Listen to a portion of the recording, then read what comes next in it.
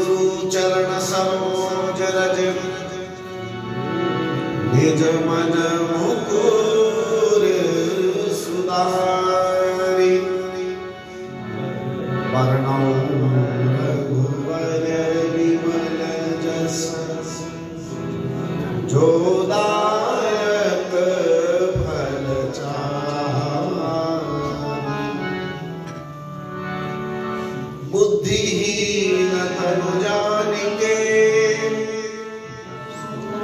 सुमिरौ पवन कुमार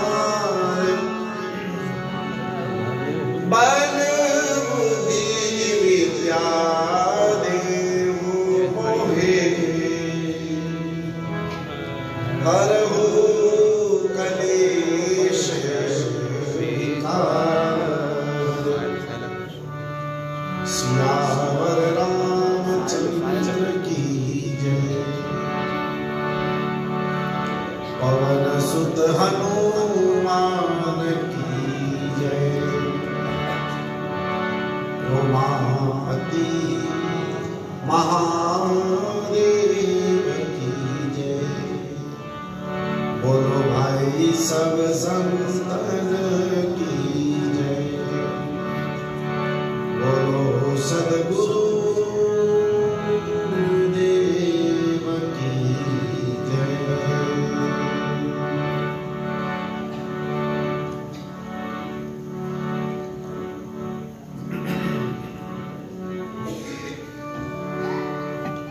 सत पंच चौपाई मनोहर ध्याई जो नर उर धरे सत पंच चौपाई मनोहर ध्याई जो नर उर धरे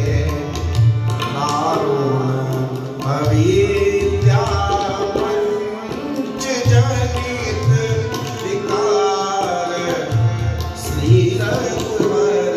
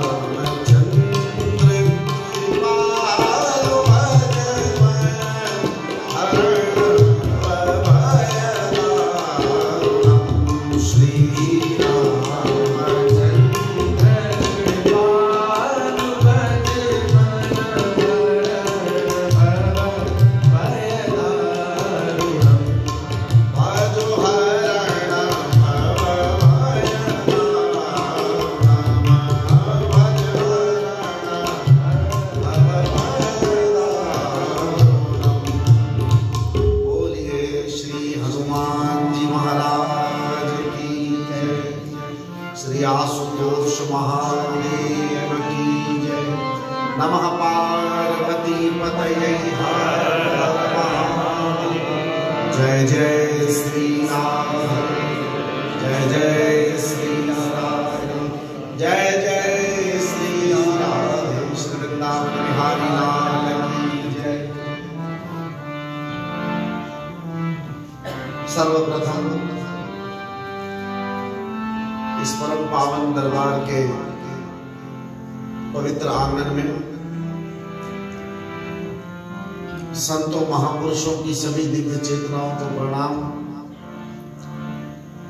साक्षात ठाकुर और उनके साथ उनका यह सब देव परिकर जो यहाँ विराजमान है, आप सभी के चरणों में प्रणाम। कथा का मंगलमय रसास्वाद पान कराने के लिए निमित्त बने ऐसे हमारे परम वंदनीय साईं को प्रणाम। भगवान आशुतोष महादेव की छत्र छाया में आप और हम सब यहाँ बैठकर कुछ साधन भजन कर रहे हैं। ऐसे विश्वास के घनीभूत स्वरूप महादेव के चरण कमलों में प्रणाम करते हुए आप सबको प्रणाम। जय सिया राम, जय श्री कृष्ण। मैं सोच रहा था क्या विषय पर यहाँ बात करें। दो तीन बातें मन में आई, फिर हो गई। अभी साईं को भी हमने पूछा तो साईं ने कहा कोई विषय नहीं है। तो ये जो वर्षी महोत्सव चल रहा है स्वामी श्री हरिप्रकाश जी महाराज का वर्षी महोत्सव आप सब मना रहे हैं। जब रास्ते में आ रहे थे तो मानस का ही आश्रय लेते हुए गुरु वंदना का भाव स्मरण में आया, तो वहीं से शुरू कर रहा हूं। वंदो गुरु पद कंज कृपा सिंधु नर रूप हरि महामोहतम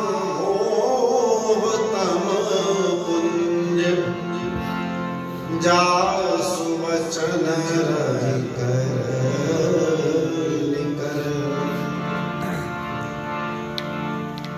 बोलिए सद्गुरु भगवान की जय। रामचरितमानस में पूज्यपाद गोस्वामी श्री तुलसीदास जी महाराज वर्णन करते हैं,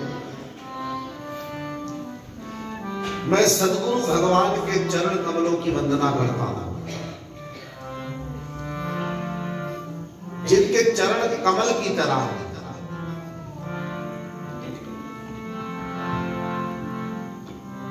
जो कृपा के सिंधु हैं, नर रूप है अर्थात मनुष्य का रूप है, मनुष्य का देह धारण किया है, लेकिन मनुष्य के रूप में साक्षात भगवान ही हैं। कृपा सिंधु नर रूप हरि। रूप नर का है, स्वरूप नारायण का है। नर के रूप में साक्षात नारायण ही विराजमान है।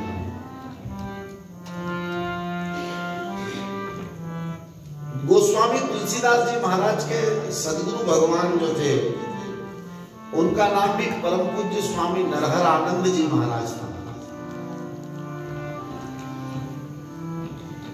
एक संकेत तो स्पष्ट रूप से यूं दिखता है कि नरहरि, एक नाम नरहरि भगवान श्री नरसिंह देव का भी है। ये सारे भाव आप ध्यान में रखिए।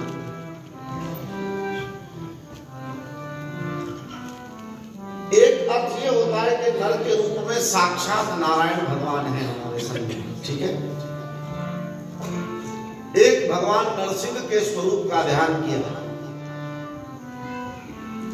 और एक अपने सद्गुरु भगवान जिनका नाम पूज्यपाद स्वामी श्री नरहरि आनंद महाराज जी था, उनका स्मरण कर दिया। ये सारे भाव है इस पद में। और उनके वंदन से, उनके सुमिरन से, सद्गुरु के सुमिरन से क्या घटना घटती है? बोले महामोहतम पुंज जासु वचन रवि कर निकर। महामोह का जो तमपुंज है, उस तमपुंज का नाश करने के लिए मेरे सद्गुरु का वंदन सूर्य के प्रकाश पुंज की तरह है। ये इसका जो शब्दार्थ रामचरितमानस में। अब आइए थोड़ा इस पर से विचार देकर के आगे यात्रा करते, सत्संग का आश्रय करके कुछ संवाद करते हैं। हमारी आध्यात्मिक सनातन संस्कृति में गुरु चरण की बहुत बड़ी महिमा। वेद भी जिसका पार नहीं पा सकते, इतनी अपार महिमा है गुरु तत्व की। मैं बार बार कथाओं के माध्यम से गंधर्वराज पुष्पदंत जी महाराज के इस सूत्र को स्मरण करता हूं। आपने सुना होगा, पुनरुक्ति करो। असीत गिरि समस्यात कज्जलम सिंधु पात्रे सुरतरुरवर शाखा पत्रमूर्वी लिखति यदि गृहीत्वा शारदा सर्वकालम तदपि तव गुणानामीश पारम नयाति। गुरु तत्व की महिमा का कोई पार पा नहीं सकता। गंधर्वराज पुष्पदंत कहते हैं तदपि तव गुणानाम पारम नयाति। मां शारदा अपने सर्व जीवन काल में लिखती रहे तो भी गुरु महिमा के विषय में इदम इथ लिखा कहा नहीं जा सकता। इतनी बड़ी अपार महिमा है गुरुपद की। ऐसे चरण कमलों को, ऐसे और चरण के साथ कमल शब्द को लगाया। ये कमल बड़ा महत्व का है, यहां समझने जैसा है। सद्गुरु कौन है, उसकी पहचान करवाता हमें। या मैं यूं कहूं कि हमारी आंखों को विशेष शक्ति प्रदान करता है ताकि हम सद्गुरु का दर्शन कर सकें। इस रूप में, जिस रूप में गोस्वामी जी गुरु वंदना करते हैं, कभी वो उनको नरसिंह रूप में देख रहे हैं, कभी वे उनको नर के रूप में साक्षात नारायण देख रहे हैं, और एक भाव ये है कि वे साक्षात अपने सद्गुरु भगवान का ही सुमिरन कर रहे हैं। ये सारे भाव और इन भावों के पीछे छुपा जो विग्रहवान स्वरूप है, उस स्वरूप का दर्शन करने के लिए हमारी आंखों को विशेष शक्ति प्रदान कर रहे हैं ताकि हम सद्गुरु को देख पाए। और जब तक सद्गुरु का यथार्थ दर्शन नहीं होगा तब तक उसको समझने में भूल हो सकती है, चूक हो सकती है। किसी वस्तु को यदि हम ठीक से नहीं देखेंगे तो भूल होने का खतरा है। ये पानी पड़ा है, यदि इसको ठीक तरीके से देखोगे, माहीन दृष्टि से देखोगे कि पानी स्वच्छ है या गंदा है, ठीक से देखने पर ही पता पड़ेगा। यस और नो माताओं, आया नहीं? पानी को ठीक से देख लिया, कचरा तो नहीं है, तब वो पानी हमारे उपयोग में आ सकता है। हम उसको पिएंगे तो स्वास्थ्य मिलेगा, तंदुरुस्ती मिलेगी, प्यास बुझेगी और कोई रोग घर नहीं आएगा। कोई भी वस्तु को स्पष्ट देखे बगैर, उसका दर्शन किए बगैर, उसके यथार्थ स्वरूप को जाने बगैर हम उसको आत्मसात नहीं कर सकते। और यहां गुरु तत्व की इतनी बड़ी महिमा बताई जा रही है कि एक ऐसा तत्व जिसके चरण कमलों में अपना सब कुछ अर्पण कर देना है, तन मन और धन, अपना सर्वस्व अर्पण जिसको करना है, सब कुछ सौंप देना है जिसको, ये उसकी बात कही जा रही है। इसलिए उसका हम सब थोड़ा विशेष रूप से दर्शन कर सके। और मेरी समझ में मेरे लिए इससे बढ़कर श्रद्धांजलि की पुष्पांजलि और क्या होगी कि एक महापुरुष के वर्षी महोत्सव में आकर मैं इस सूत्र के अनुरूप उनको पुष्पांजलि अर्पण न करूं। इसलिए ये कथा 2 दिन जो अब रही, आज से शुरू है और कल भी मुझे सेवा का अवसर है, तो इसमें जो मैं अपनी भाव पुष्पांजलि समर्पित कर रहा हूं, आप उसके पुष्प अच्छी तरह देख लीजिए। हो सकता है वो फूल आपके काम आ जाए और आप भी अर्पण कर सके, आप भी श्रद्धांजलि, भावांजलि, पुष्पांजलि समर्पित करके कृतार्थ बने का, कृतकृत्यता का अनुभव कर सके। इसलिए थोड़ा सावधान होकर के आप सुनेंगे। यहां चरण शब्द के साथ कमल शब्द लगाया है। किसी और फूल का नाम क्यों नहीं लिया, कमल के फूल का नाम लिया। मेरी समझ में कमल का फूल असंगता का प्रतीक है।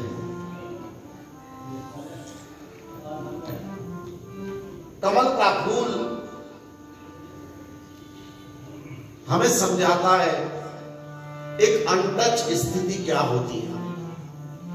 अनटच सदगुरु का चरण, और सदगुरु के चरण का अर्थ है किसी सदगुरु का आचरण। क्योंकि हम केवल चरणों में नहीं झुकते हैं, हम किसी के आचरण के को झुकते हैं, हम किसी के आमाल को झुकते हैं। गुरु रूप में जब हम महापुरुषों के, क्योंकि हम चरण तो छूते हैं, लेकिन उसको छूने का अर्थ केवल इतना है कि ये वो महापुरुष है जिसका आचरण इस कमल के फूल की तरह असंग है, ये निर्लिप्त है।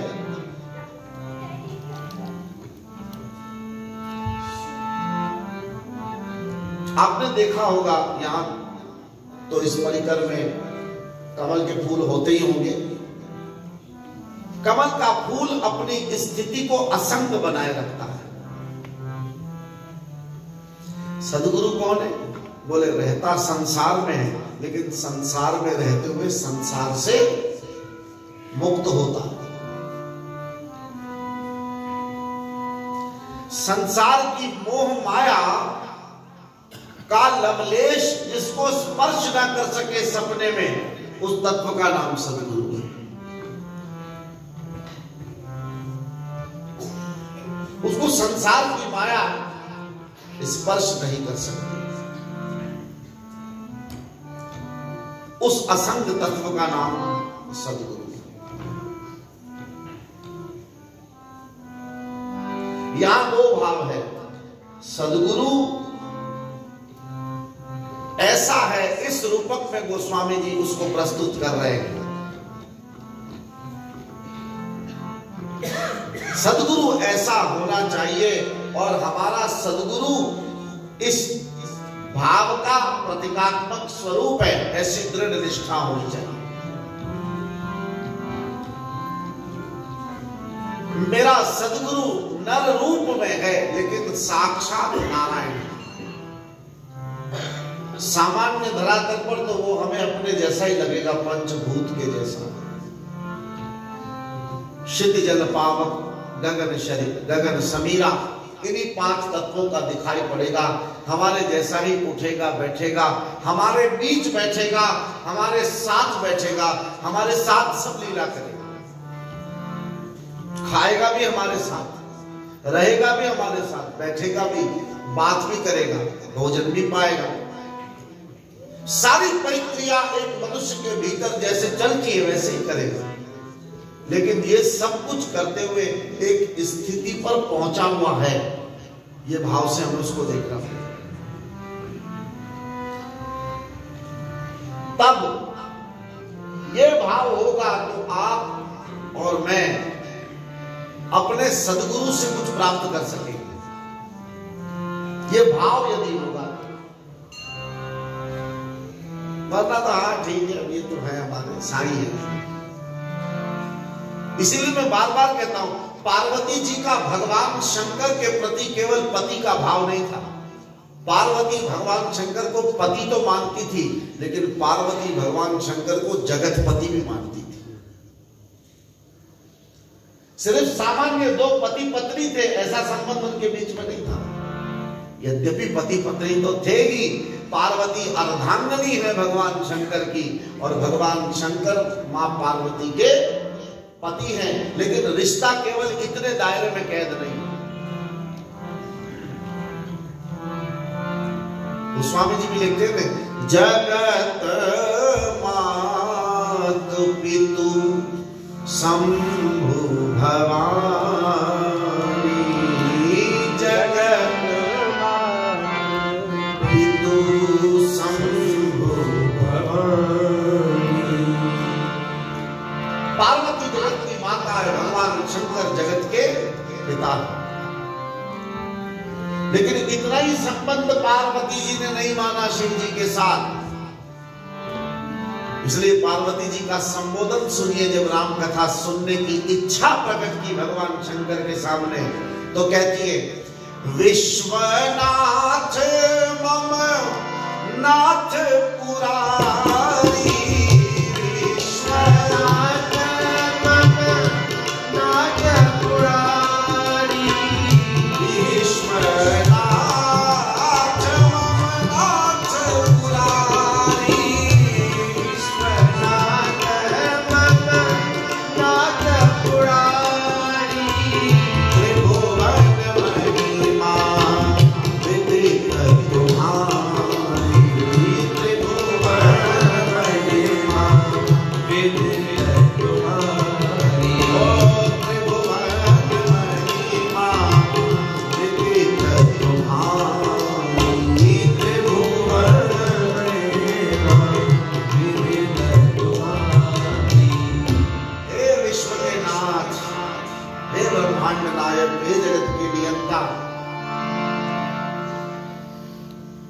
आप ब्रह्मांड के नाथ हैं और मेरे भी नाथ। ऐसे डायरेक्ट नहीं बोला कि आप तो मेरे पति आ जाइए, बैठिए राम कथा सुनाइए, ऐसा नहीं कहा। क्या रूप पाधा है भगवान शंकर का? है भगवान, आप तीनों लोगों के नाथ हैं, त्रिभुवन के पालक हैं, आप सर्जक हैं, आप पालक हैं, आप संहारक हैं। ये तीनों रूप सदगुरु के। सदगुरु कौन है? सदगुरु सर्जक है। सर्जक माने क्रिएटर। सदगुरु कौन है? वो क्रिएटर है। इसीलिए सदगुरु को गुरुर ब्रह्मा गुरुर विष्णु गुरुर्देवो महेश्वर गुरुर साक्षात परब्रह्म तस्मै श्री गुरुवे नमः।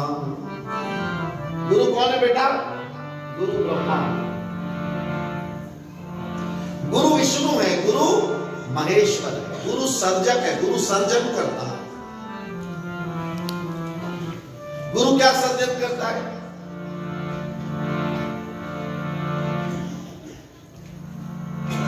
गुरु क्या सर्जन करता है? क्या क्रिएटिविटी है उसकी? गुरु अपने शिष्य का सर्जन करता है। शिष्य में सद्विचार, सद्भावना की सृष्टि का सर्जन करता है। मेरा शिष्य ऊंचे विचार वाला बने, विचारवान बने। मेरा शिष्य ऊंची भावना वाला बने, उसकी भावना निम्न ना हो, उसकी भावना नीच ना हो, उसकी भावना उच्चतम हो।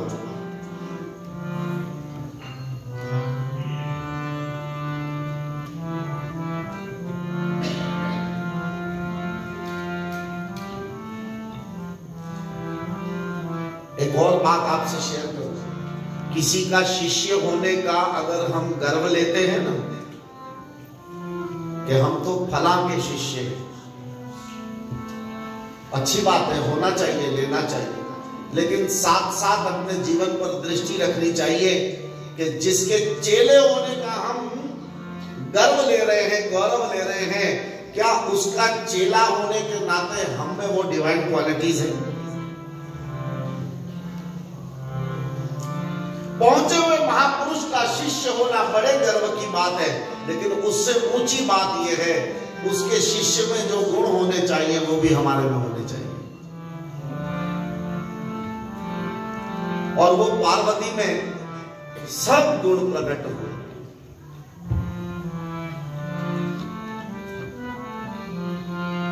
इसलिए मैं कहता हूं सद्गुरु सर्जन करता है। जब पार्वती ने प्रश्न किए तो महादेव ने उसके उत्तर स्वरूप उनको कथा सुनाई, भगवान राम की कथा। अभी थोड़ी देर पहले हमने गाया छंद, सतपंच चौपाई मनोहर ध्याई जो नर उर धरे।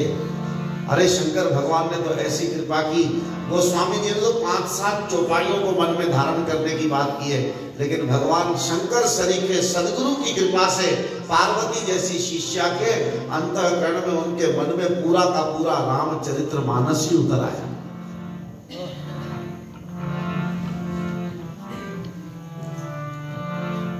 और उसका फल क्या हुआ? गोस्वामी जी लिखते हैं, मां पार्वती कहती है, हे भगवान मैं कृत्य हो गई आपकी कृपा प्रसाद से। अब मेरे भीतर भगवान राम की अनपायनी भक्ति का जन्म हुआ और मेरे समस्त कलेशों का नाश हुआ। ध्यान दीजिए, ये क्लेश ही है हमारे जीवन में जो सारी खलल पैदा किए हुए हैं। पंच क्लेश बताए ना, काम क्रोध मद मोह लोभ। उसमें भी गोस्वामी जी ने तो मोह को समस्त व्याधियों का मूल बता दिया, मेन बीमारी। जैसे आपके शरीर में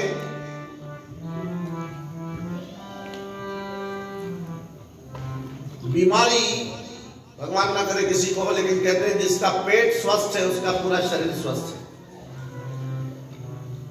पेट बिगड़ेगा तो पूरा शरीर बिगड़ने की संभावना है। इसलिए पेट को स्वस्थ रखो, इसमें युक्त आहार विहारस्य की जो भावना है गीता की, उसको लागू करना पड़ेगा।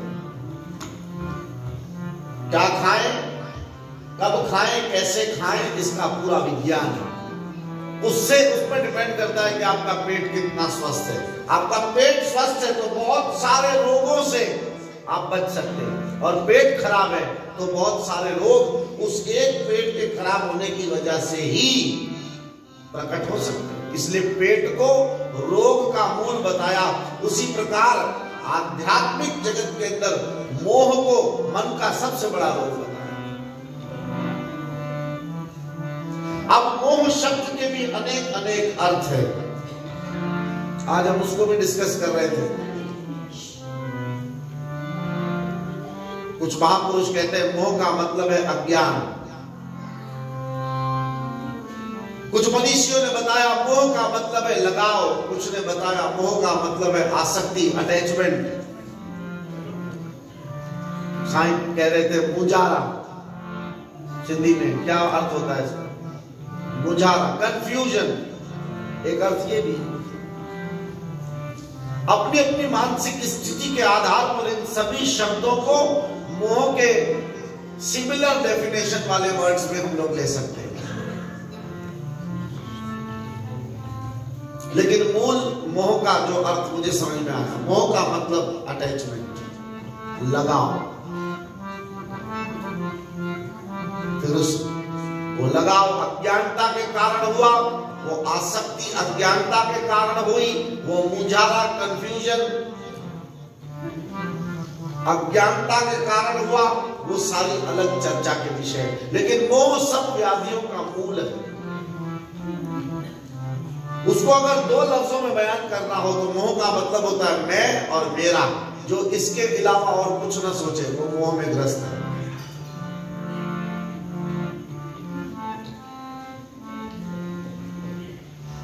अर्जुन के भी तो यही कंफ्यूजन थे ना, अर्जुन ने जो भगवान के सामने रखे। थोड़ा सोचो उसको।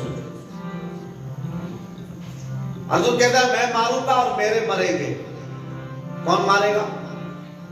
वो समझता है कि मैं मारूंगा, भगवान कहते हैं तू नहीं मारेगा, तुम तो केवल निमित्त बनोगे, निमित्त मात्र भवसंग साचिन। अर्जुन कहता है मैं मारूंगा, मेरे मरेंगे, भगवान कहते हैं तेरे नहीं, ये आकताई, ये मेरे द्वारा पहले से ही मारे जा चुके। तो अर्जुन का मोह किस तरह का है? मैं और मेरे का। उसका मोह यहां टिका, उसकी कंफ्यूजन यहां टिकी, उसकी अज्ञानता यहां पर। जबकि ना वो मारेगा ना उसका कोई मरेगा, वो तो केवल निमित्त है। भगवान ने पहले से मार रखे हैं सब के सब, उनका अंजाम पहले से निश्चित कर दिया है भगवान ने।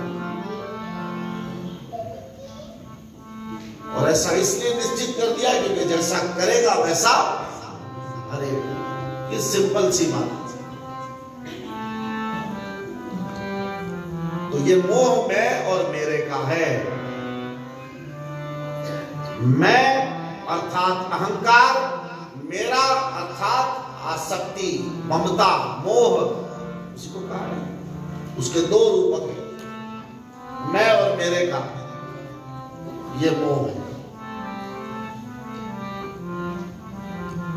इसलिए जो क्लेश है, ये इमोशंस जो हैं, ये इमोशंस ही हमें दुखी कर रहे हैं। कहीं काम बनकर, कहीं क्रोध बनकर, कहीं लोभ बनकर, कहीं मद बनकर, कहीं दंभ, कहीं पाखंड बनकर हमारे जीवन को नष्ट कर रहे हैं।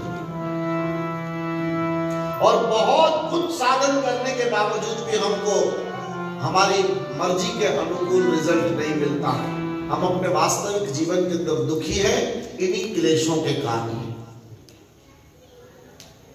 और ये क्लेश बिना गुरु की कृपा के नहीं जाएंगे। जब तक हम किसी समर्थ सदगुरु के चरण कमलों में बैठकर भगवान की कथा नहीं श्रवण करेंगे, तब तक ये बात नहीं बनेगी। इसलिए हनुमान चालीसा के अंदर भी गोस्वामी जी ने शुरुआत करते ही निवेदन किया, प्रभु श्री गुरु चरण सरोज रज निज मन मुकुर सुधारी, बरनउँ रघुवर विमल जस जो दायक फल चारि,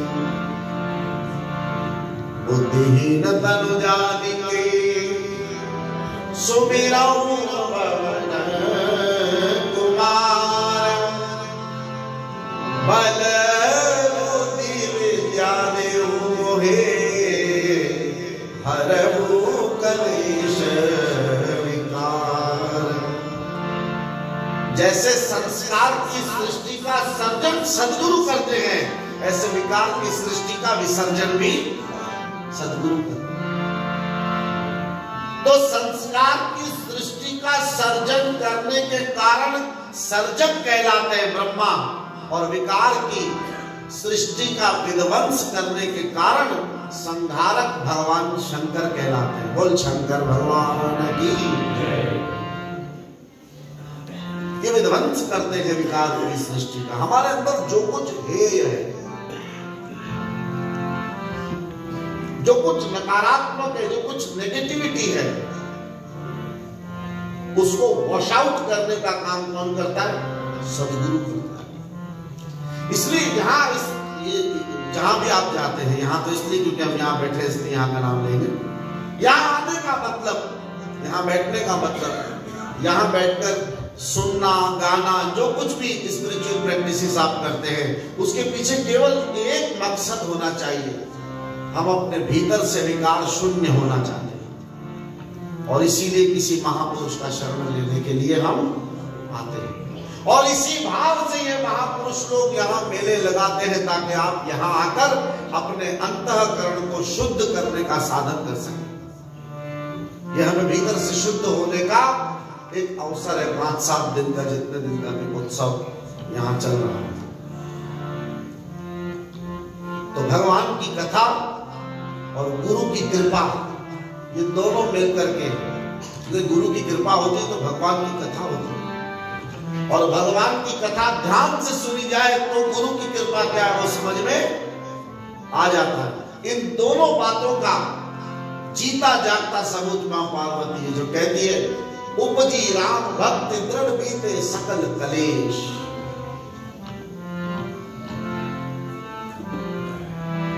और बीच का एक रह गया कि सदगुरु विष्णु भी तो है, सर्जक तो है, संहारक भी है, लेकिन पालक भी है। वो पालन करता है किस वस्तु का? तुम्हारे अंदर जो कुछ सदप्रवृत्ति तुम करते हो। मैंने देखे यहाँ के साधन जो होते हैं, मैंने भीतर से मैं उसका साक्षी रहा हूं।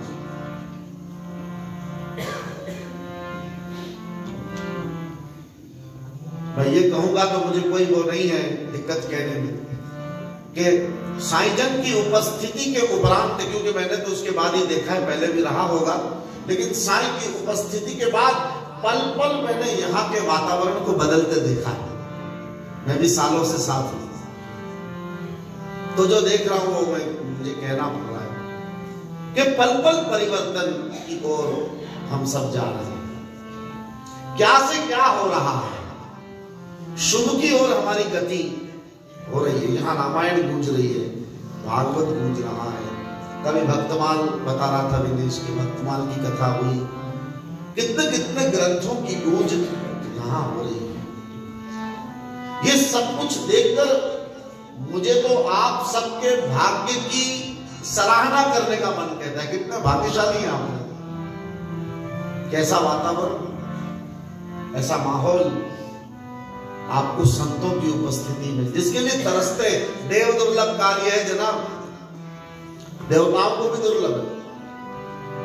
आपके सामने बड़ाई करके मुझे यहां से कुछ लेके नहीं जाना, लेकिन जो देखना है, जो सत्य है, उसका वर्णन करने में संकोच करना, यह भी नाइंसाफी है। इसलिए मैं कह रहा हूं, पल पल मैंने वातावरण बदलते देखा। वातावरण बदल रहा है, अब हम भी बदलेंगे, भीतर से रोज बदले, रोज अपने भीतर एक नया परिवर्तन प्रसाद में यहां से लेकर जाए।